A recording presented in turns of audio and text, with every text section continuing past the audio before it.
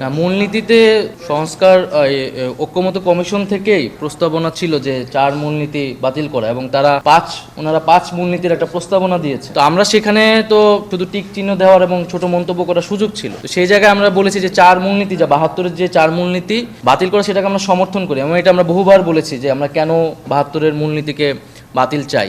আর এর পরিবর্তে যে তারা যে 5 মূলনীতি বলেছেন, আমরা সেখানে বলেছি যে বহুত্ববাদের যে বিষয়টা, সেটার আরও পরিষ্কার ব্যাখ্যা বা সংজ্ঞায়নটা কি, সেটা আমরা তাদের কাছে জানতে চেয়েছি, এবং তারা বলেছেন যে সেটা নিয়ে তারা আরও আলোচনা করবেন এবং এটার ব্যাখ্যা দিবে। এর বাইরেও আমরা বলেছি যে আমরা এখন দেখেছি 5ম সংশোধনী মাধ্যমে আবার সে আগের একটা মূলনীতিকে ফিরিয়ে আনার প্রচেষ্টা আছে। সেই জায়গায় আমরা বলেছি যে এই মূলনীতির মাধ্যমে বিভিন্ন সময় আমরা দেখেছি যে দলীয় রাজনৈতিক অবস্থান বা দলীয় মূলনীতিকে চাপিয়ে দেওয়া হয়েছে সংবিধানে, দলীয় মতাদর্শকে চাপিয়ে দেওয়া হয়েছে। বরং সংবিধানে একটা আমাদের এমন একটা জাতীয় ঐক্যমতের জায়গায় আসলে থাকা উচিত ছিল, যে আদর্শিক জায়গাটা কোনো নির্দিষ্ট দলের বা কোনো নির্দিষ্ট জনগোষ্ঠীর কোনো আদর্শ বা মূলনীতি এখানে থাকার সুযোগ নেই। সেই জায়গায় আমরা প্রশ্ন করেছি ঐক্যমত্য কমিশনের কাছে যে মূলনীতি কাঠামোর বাইরেও আমরা সংবিধানকে ভাবতে পারি কিনা। কারণ আমরা সংবিধানে রিপাবলিকের কথা বলছি, আমরা গণতান্ত্রিক রাষ্ট্রের কথা বলছি, আমরা মৌলিক অধিকারগুলোর কথা বলছি, যার মাধ্যমে রাষ্ট্রের জনগণের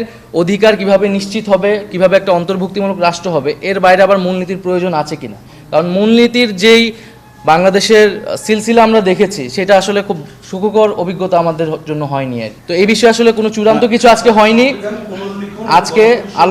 আজকে তো এই বিষয়ে আসলে আলোচনা হয়নি, কারণ এই সংস্কারগুলো আমরা আসলে কিভাবে করব, পদ্ধতির জায়গা হচ্ছে তখন আমরা বলতেছি গণপরিষদ, নাকি এটা সংশোধনীর মাধ্যমে হবে, নাকি গণভোটের মাধ্যমে হবে, এই বিষয়ে আজকে আলোচনা হয়নি। আমাদের পূর্ব অবস্থান তো এটা যে গণপরিষদের মাধ্যমে হতে হবে, এবং আজকে শুধু আসলে কি কি সংস্কারে আমরা ঐক্যমত হতে পারি সেই বিষয়টা আলোচনা হয়েছে।